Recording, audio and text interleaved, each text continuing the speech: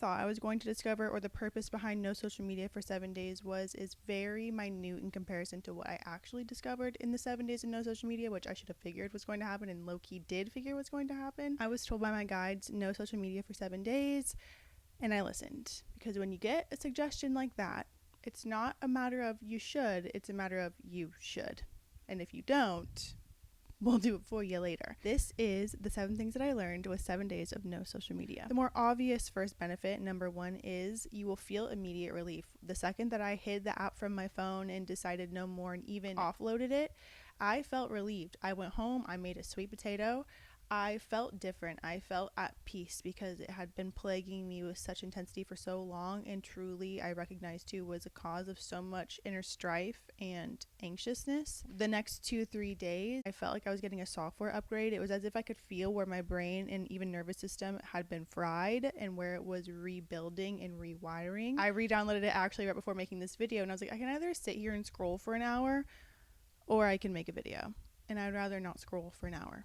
That's how much it's impacted me for the better. The relief and then the software update, that's normal. I was feeling pretty exhausted for the 2 days, kind of feeling like, what am I really doing? What am I here for? The second thing that I learned, it is up to us to utilize our time, and it is a choice with everything that we do. When we're caught in the monotony of the day-to-day and the routines and things like that, you are wired to do the same thing at the same time and not even realize it. Every morning when you wake up, you have the same routine. You look in the mirror at the same exact spot on your face in the same exact time, or you get up and brush your teeth in the same exact way. You start in the same exact point of your mouth. You are in routine. Every time you get in the shower, you move in the same exact way, and you'll become more evident of that, more aware of that when you walk through life now moving forward. I realized that every time that I got on social media, it was a choice to remain the same, and that's why it was causing so much inner turmoil within me. And it wasn't even like I was endlessly consuming. I'm a creator on these apps. I was creating and then therefore always scanning my comments and responding, which is so important. I love community and I love connection. However, when it got to the point of that obsession, I was like, there needs to be a break in this, or needs to be some sort of halt. And that's exactly why this happened. I am now more motivated than ever before because I replaced the hyper consumption with hyper consumption of intention. More so learning, reading, writing. My dog breaking in the door. Hello. On top of that second point, when you do feed yourself with that which nourishes you, you will have a greater life. It just is what it is. I was happier. I've been healthier.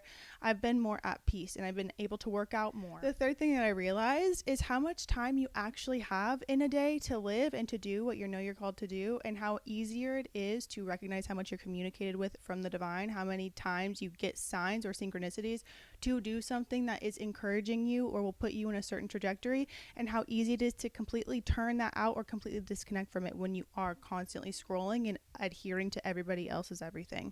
Meaning their thoughts, their opinions, what they're vocalizing, their lives. When you're tuning into other people's lives other than your own, you can't hear the guidance loud enough, At that same time, you also do realize how much the fear and the thoughts of fear do arise, and you're able to dismiss them more quickly because you can recognize what thought is yours by what voice is the voice of your higher self versus what thought is of fear. It's easier to dismiss. So you become more aware of everything, how you're communicated with from the divine, and also how you're communicated with through impressions or suggestions of fear or lack or scarcity and things of that nature. It's not actually yours. Dismiss them. Goodbye, good riddance, and so it is. The fourth thing is boredom is the perfect catalyst to push you in and motivate you to do things that actually are fruitful for you and yield success. Yoga, walking, writing, reading, connection to self. There's nothing like laying there and realizing I'm bored. We're really resilient beings. We will get quickly acclimated to something new, or we'll get moving and we'll try things that we've never tried before, whether it be finally taking a pottery class if you desire to do that, taking dance class, doing different things. I've been in yoga nonstop. I've been going to the gym nonstop. I've been going to Pilates. I've been doing all these things that I naturally did before. However, I have way more time to do multiple things now. It's not that I wasn't working during the 7 days of social media break. I was still working. I was still active. I still had clients. I still had all these things. However, I realized how much of my days were spent scrolling. And those minutes do add up. The fifth thing is honesty is the greatest gift that we can give ourselves. More so, not honesty and being good and for the good of all and being truthful and da-da-da. More so about being honest with ourselves about how we actually feel before, during, and after a choice or action.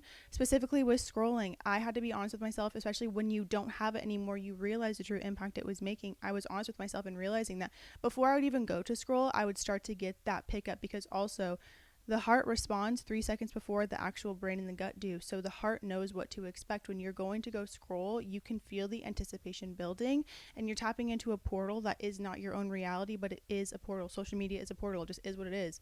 We have to be honest with ourselves about that. We can cleanse and clear and do all those things, which is so important. It's also at the same time a recognition of when too much is too much. And I feel like it's important to go into anything with a neutral state. And if you are already feeling a little bit out of balance, it's important to get balanced first. So again, being honest with myself, and also recognizing too, being honest with myself about how much I would naturally and unconsciously go to open the apps without even realizing it. I remember I was the second day, or the first day actually, I had received a message from an Etsy client, and I went to respond, and as I finished responding, I immediately went off Etsy. The Etsy app went right to TikTok, and I realized that that was my program. I would do that every single time I exited Etsy, and I was like, this is not right. So being, again, honest with myself, not in judgment, not in character flaw, not in attack, but more so to recognize, to then pattern interrupt and shift. Honesty is the best thing. Again, not with judgment, because all that will do is cause self-deprecation and cause you to do more of the thing that you're judging yourself for. But when you accept, like, honestly, I don't really feel good about this, or honestly, this doesn't make me feel good. Okay, now we're going to take action to do something better. And praising yourself for the times where you do something better. Or instead of scrolling, you decide to go outside. Or instead of scrolling, you go to work out, or whatever it is. The sixth thing that I learned that has been the most pivotal for me is realizing that I'm meant to love my life without wondering if that feeling will last. I feel like I recognize that there was so many fears of temporary satisfaction, or how long is this going to last for, because of the quick impressions that we get when we are scrolling an app, even like TikTok, and how fast it goes by. It really helped encourage me to realize I need to be in the moment.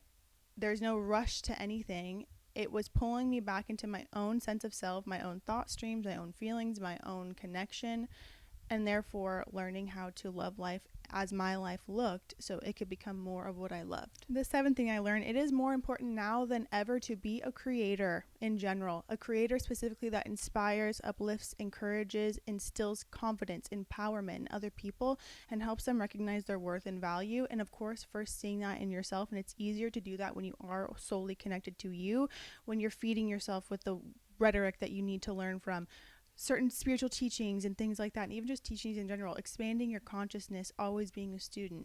It's now more than ever, like I said, important to be a creator that incites change. Change happens on the micro. What does that mean? Change in the micro leads to the macro, right? When we are in our own realities and in our own lives, making changes in our own experiences, we will show up different. We will show up with what we're here to do, and then we will encourage and inspire other people to do the same.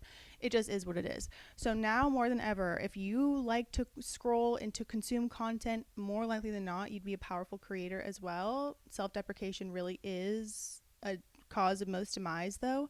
You have to believe in yourself and recognize that, and even just be open with yourself and say, okay, you know what? I'm going to spend some time creating. No matter what the outcome or the results are, or how many views it gets or anything like that, create because you love to create.